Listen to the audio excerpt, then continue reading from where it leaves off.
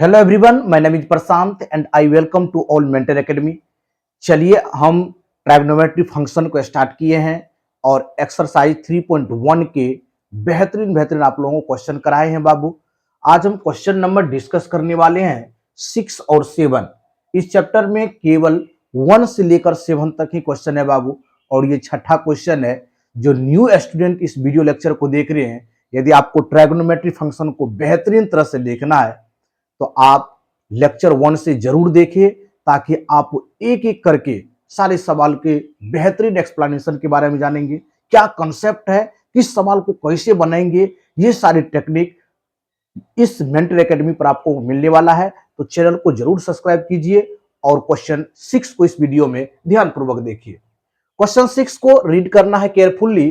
करा if in 2 circles, कितने circles दिया हुआ, 2 circles, arc of the same length, और दोनों सर्कल का आर्क जो है समान लंबाई के है, subtended angle 60 degree and 75 degree at the centre, और एक जो है अपनी सेंटर पर 60 डिग्री का एंगल बना रहे हैं और एक 75 डिग्री के एंगल बना रहे हैं।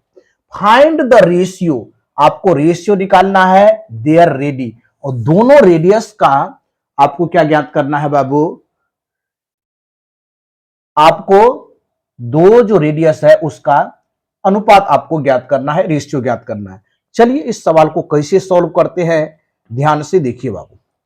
सबसे पहले तो इस सवाल के फिगर पर जाते हैं।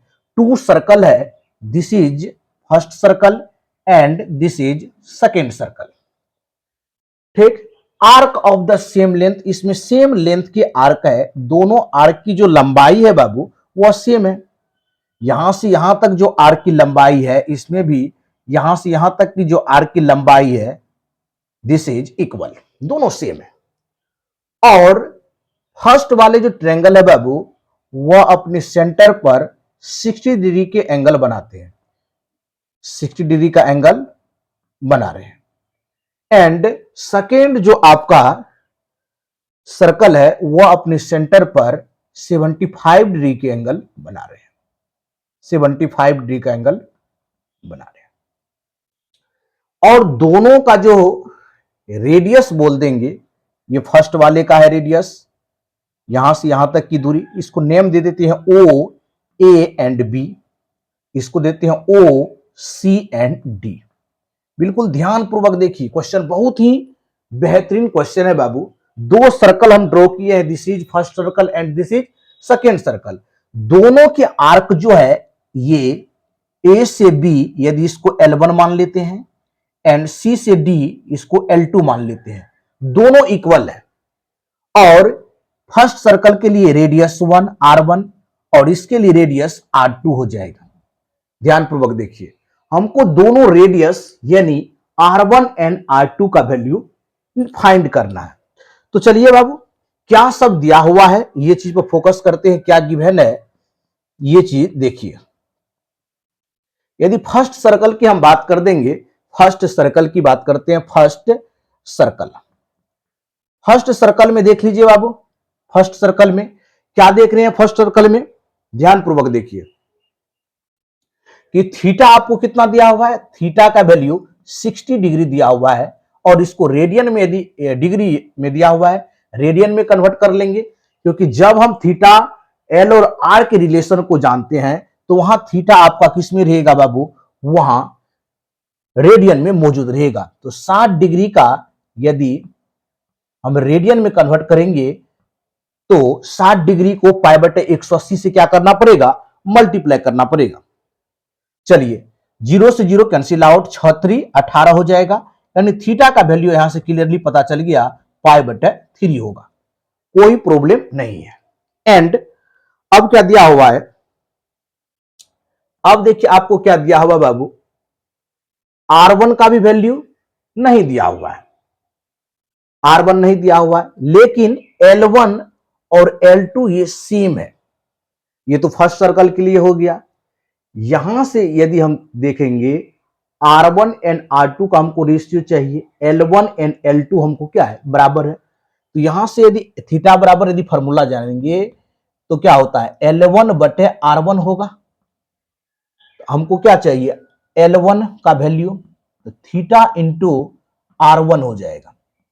थीटा का वैल्यू कितना है, थीटा का वैल्यू कितना है, देखिए इसको फर्स्ट थीटा मान दीजिए, थीटा वन का वैल्यू कितना है, π/3, तो यहां लिखेंगे π/3 एंड R1 लिख देंगे, R1।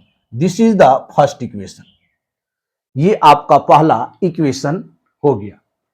चलिए बाबू नेक्स्ट देखते हैं, एंड अगेन देखिए, अगेन सेकेंड सर्कल की हम बात करते हैं। सेकेंड सर्कल में देख लीजिए क्या होगा, थीटा टू का वैल्यू कितना है, थीटा टू का वैल्यू 75 डिग्री, इसको भी आप रेडियन में बदल दीजिए, π/180 डिग्री। 15 से काटिए, 15×5 75 और 15 180, तो 5 कितना हो जाएगा बाबू, 12 हो जाएगा। केयरफुली देखिए, ये थीटा वन का वैल्यू, तो ये थीटा वन था। चलिए यहां भी थीटा वन लिख सकते हैं, थीटा वन इंटू आर। अब देखिए ध्यान से, एंड थीटा टू बराबर फॉर्मूला हम लोग जानते हैं, थीटा टू बराबर फॉर्मूला क्या होगा, L2/R2 हो जाएगा। L2 क्या लिख देंगे, R2 लिख देंगे। अब थीटा टू का वैल्यू कितना है, 5π/12 इक्वल टू L2/R2।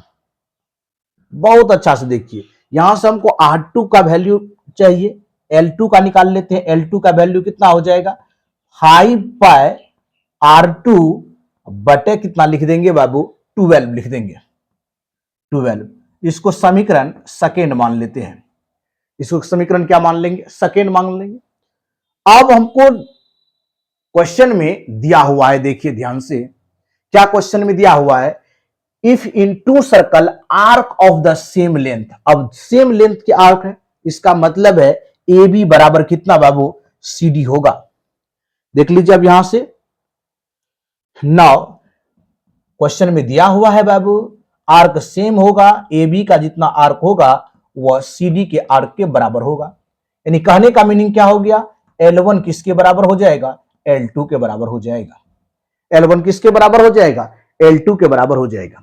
L1 का वैल्यू कितना है, π/3R1, π/3R1 एंड L2 का वैल्यू कितना है, 5πR2/12। विजिबल हो रहा है कि नहीं,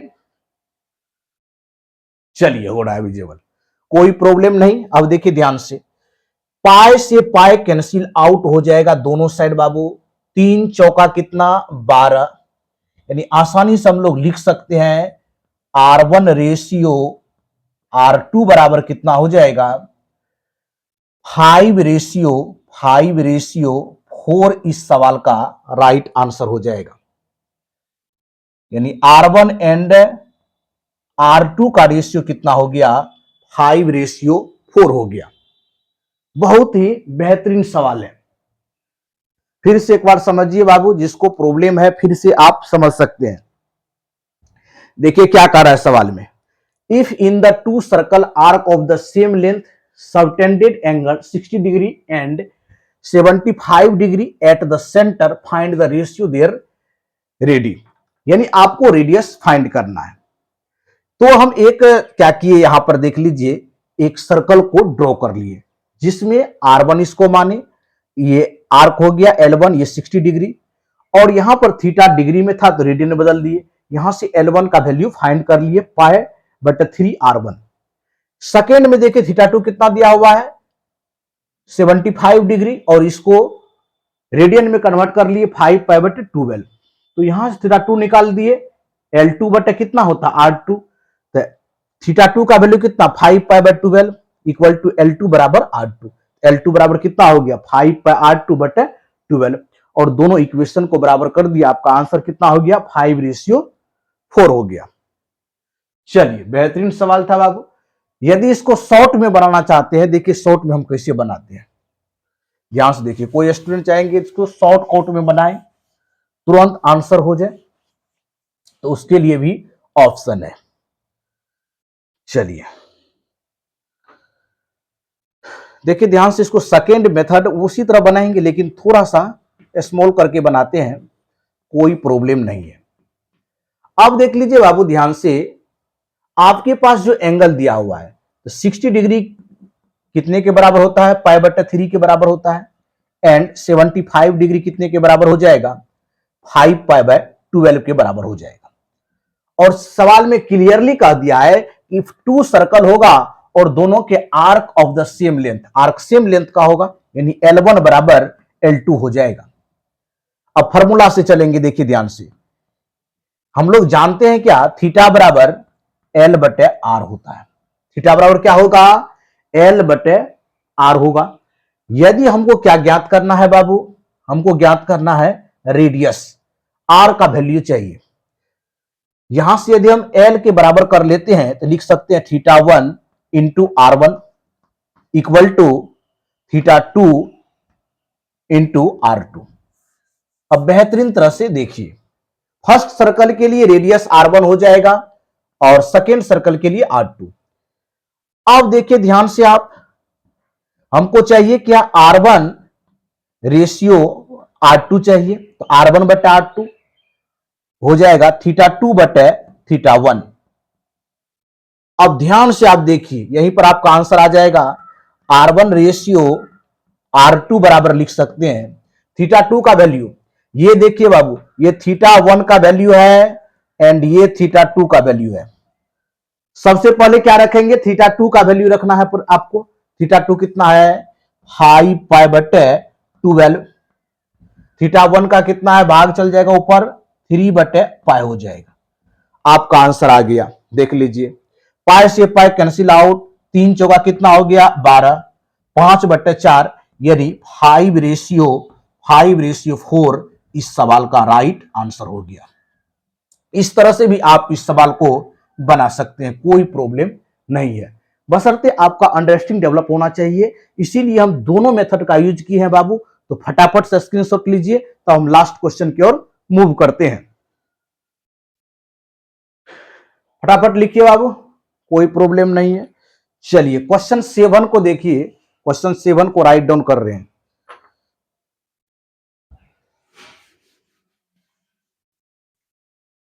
क्वेश्चन 7 आपके स्क्रीन के ऊपर ये रहा। चलिए क्वेश्चन 7 देख लीजिए। करा find the angle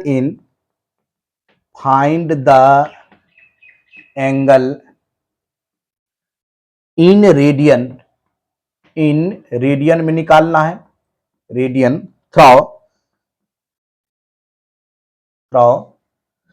which a pendulum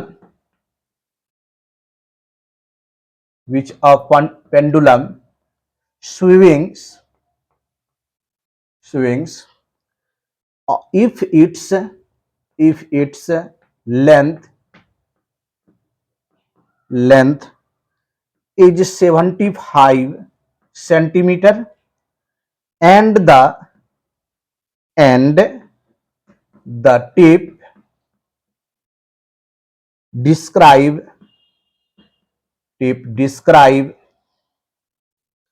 an arc of the length। बहुत इजी सवाल है, ध्यान से देखिए, कोई प्रॉब्लम इसमें नहीं होगा बाबू।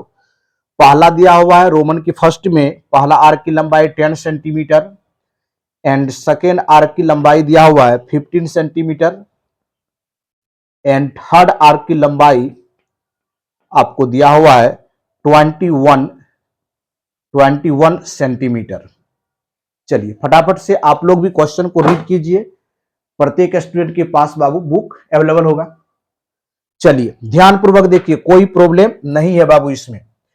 क्वेश्चन को केयरफुली रीड करेंगे, देन आंसर देने की कोशिश करेंगे।